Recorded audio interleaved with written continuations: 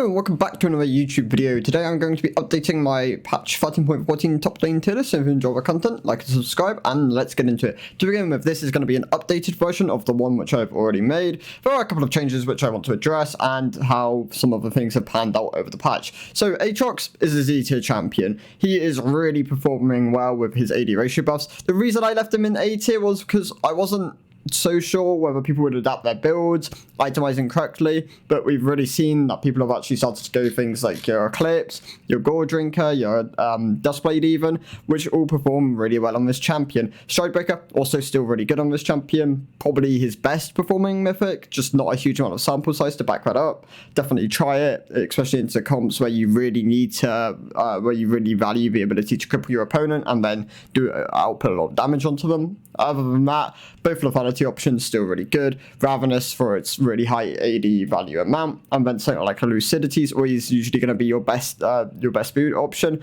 But Merc's also performing quite well, especially because you're really dependent on you do the damage. And you can oftentimes tank it. It's just about getting onto your opponent, which is why Mercs can also be quite powerful in that regard. Second item, things like Shrouders, really powerful. Alongside the Cleaver, does work as an option, especially if you're more of a teardown champion, not just a straight up damage bot. But Death Stance, more other options which are really good there. If you're stacking a decent amount of health, you can also go Sturks with options, things like Try, if you're going down that path. I wouldn't recommend Try though, on current Aatrox side. The AD ratios definitely do buff his lethality options.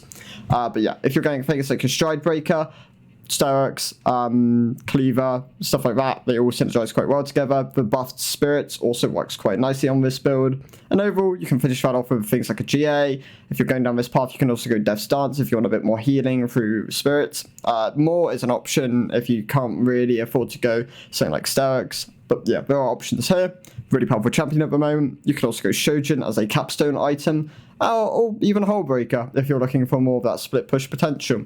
So those options are on Aatrox, definitely a Z tier pick. He is definitely being nerfed next patch. We have seen it already. So moving on.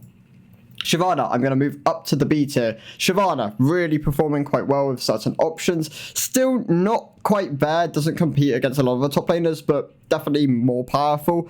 The reason I'm not going to put her in A tier is she's not quite at that level I want her to be, and she's getting nerfed next patch. So if she was going to continue to kind of rise up, then maybe A tier would suit her more. But nerfs towards her next patch combined with not quite where with the itemization, she's going to stay in the B. So with Shavana, things like Ravenous into Try work as good options. You can also go things like the Iceborne as a first item into AD matchups and games where you really value that slow potential.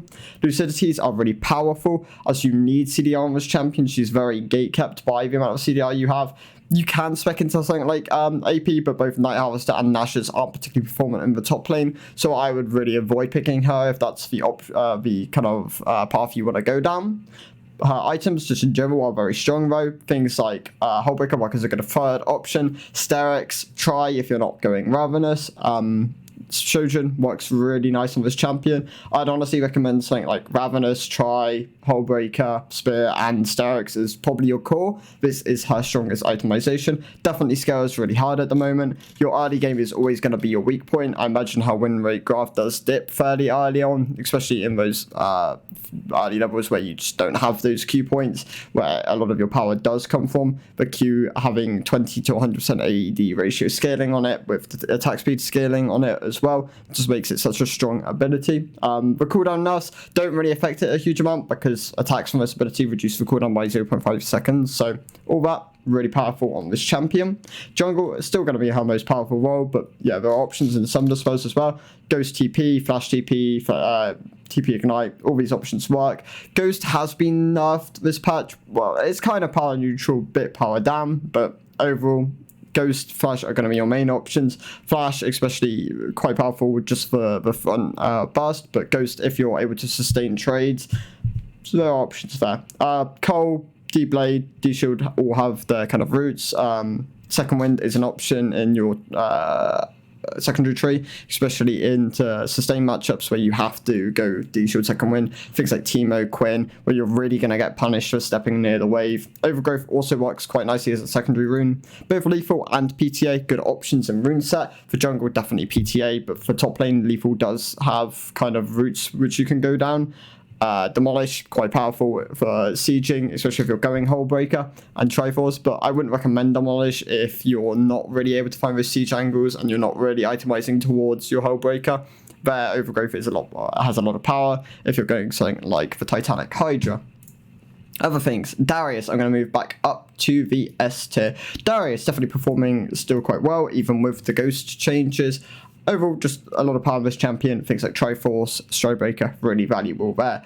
Another champ which I want to talk about is Jax. I've seen people saying that Jax is significantly worse this patch, but a lot of people are still itemizing him incorrectly. Do not go Divine Cinder, go Triforce. It's really powerful on this champion. Triforce into Spirit Shojin is definitely going to be your standard core now, especially if the Shojin buffs, to kind of compensate for the fact they nerf Jax in compensation for Shojin buffs. So that is a route you can go. If you're not going, or if you're going Shojin, things like AD items have a lot more value, so you get a lot of use out of the passive on this item. So things like Wits, things like Death's Dance, things like Sterix all have power here. Something like a Triforce Shojin Sterix build will work quite nicely on this champion. You can still pick up a Zhonya's. It has a lot of power for the stasis. Frozen Heart also really good on this champion. Helps you with the mana problems, helps you into high AD comps, so that is also an option. Your Wits into your AP comps, Death's Dance into your heavy AD comps. Those are options there. Other champs which I want to talk about, things like Olaf still performing very strong. His play rate has been dipping in and out. Not particularly high, but still really powerful into a lot of matchups. I'd definitely recommend picking this champion up in your champ pool. He never seems to go away from being meta. We seem to like having him near the top. Things like the Stride Breaker, really powerful on this champion. Stride or Try into something like the Ravenous, or Ravenous into both these options do work. I'm not a huge fan of Jack Show. People still do like this itemization, but things like Stride and Try still really performant as second options. Hullbreaker, really valuable for split push, and then Sterix also better after its buffs, makes it a great third, fourth option on a lot of these bruisers.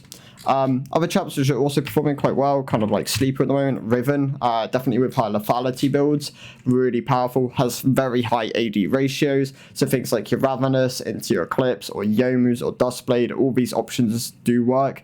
It was a lot more performant at one point mid lane, but Riven mid hasn't seen a huge amount of play at the moment. Still something like your Ravenous, Eclipse, options do work there. This is definitely going to be kind of like the core you want to go. It's a huge amount of AD, and lethality synergizes really well with this champion, finishing it off with things like capstone items like Spirit Shojin, GA, Prowler's Claw even after its buffs. Death's Dance also works quite nicely as it has an bonus AD ratio on it. More also for its bonus AD ratio. Shrouders works really nicely for tearing people apart usually, and just getting those slows in as well. And then, of course, you can go things like Silvermere Dawn into comps where you really value the QSS. Things like Malzahar, Skarner come to mind. Lucidities are almost always going to be your boot option. You don't really want to go Steel Caps. Lucidities with the haste, really powerful. And Riven is usually gatekept by the amount of haste she has. She has no mana, so getting your combos out as much as possible is really powerful on this champion. And then the last champ I kind of want to talk about is Malphite. Malphite is still probably the best tank in the game at the moment. Let's go here. The build options are, Maokai is also a really good top lane tank. He's kind of sleeper at the moment, but yeah, Malphite still really, really strong at the moment. Things like the Grasp into the melee matchups, and then Arcane Comet into those ranged matchups. Both these options are really good. And then Iceborne, I'm pretty sure Jack Show just isn't the same level of performance as Iceborne. And then things like Sunfires and Iceborne as your second option as well. You definitely have to pick depending on matchup though. If you really value that slow, then Iceborne is perfect. If you really if you're able to really kind of glue yourself to the opponent and just get a lot of value out of Sunfire, so then that is kind of the angle you want to go. I wouldn't recommend going AP Malphite. It has its angles, but It's not hugely performant, and it does make you very squishy. Kind of not really what you want to be picking with champ for. A lot of other champs also have kind of similar properties and AP builds, so you kind of want to pick those. But yeah, scales quite nicely with the game, has good build options, 4 Frozen Heart, Gargles, all these options work quite nicely on this champion. Overall, just give him a try. Definitely one of the easiest champs to play in the top lane if you just want good amounts of AOP at the moment, but kind of conditional if there are champs like Silas in the game.